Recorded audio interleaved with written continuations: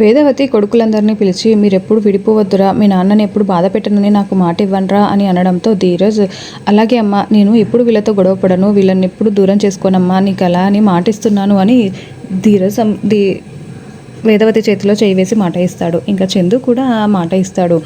సాగర్ మాత్రం ఆలోచిస్తూ ఉంటాడు. రే ఏంట్రా నడుపుడా, నువ్వేంట్రా ఆలోచిస్తున్నావు అని వేదవతి అడుగుతూ ఉంటుంది. ఇంకా అప్పుడే సాగర్ కూడా చాలాసేపు ఆలోచించి అలాగే అమ్మ, నేను ఎప్పుడు ఎవరిని ఇబ్బంది పెట్టాను, నాన్న మాట వింటానమ్మా అని సాగర్ కూడా మాట ఇవ్వడంతో వేదవతి చాలా హ్యాపీగా నాకు ఇప్పుడు చాలా సంతోషంగా ఉందిరా అని హ్యాపీగా ఫీల్ అవుతూ ఉంటుంది. మరోవైపు ఇంకా నర్మద సాగర్ని బాగా అబ్జర్వ్ చేస్తూ ఉంటుంది. ఇంకా అన్నం కూడా తినకుండా రూమ్లో వెయిట్ చేస్తున్న సాగర్ దగ్గరికి నర్మద ఫుడ్ తీసుకొని వెళ్ళి తిను సాగర్, ఎందుకు అన్నం తినలేదు అంటే నాకు ఆకలిగా లేదు నర్మద అని చెప్తాడు. ఇంకా అలా అసలు 20 లక్షలు ఏం చేసావు సాగర్, నువ్వు ఎగ్జామ్ రాసిన డేట్ కూడా నాకు చెప్పట్లేదు, ఎగ్జామ్ నువ్వు ఒక పోస్ట్ గురించి రాస్తే ఇంకొక దాంట్లో జాబ్ రావడం ఏంటి, అసలు ఏం జరిగింది సాగర్ అని నిలదీస్తూ ఉంటే అయ్యో ఇప్పుడు నర్మద ఏంటి ఇలా అడుగుతుంది అని సాగర్ చాలా టెన్షన్ పడుతూ ఉంటాడు.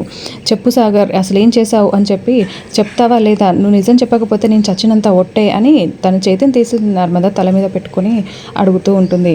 ఇంకా అప్పుడు సాగర్ అవును నర్మద, ఆ 20 లక్షలు లంచం ఇచ్చే నేను జాబ్ తెచ్చుకున్నాను, ఆ 20 లక్షలను రైస్ మిల్లులో ఉన్న 5 లక్షలు తీసుకొని వెళ్ళి 25 లక్షలు ఇచ్చి జాబ్ తెచ్చుకున్నాను అని చెప్పడంతో నర్మద ఒక్కసారిగా సాగర్ చెంప పగలగొడుతుంది. ఇంకా సాగర్ చాలా షాకింగ్గా నర్మద వైపు చూస్తూ ఉంటాడు.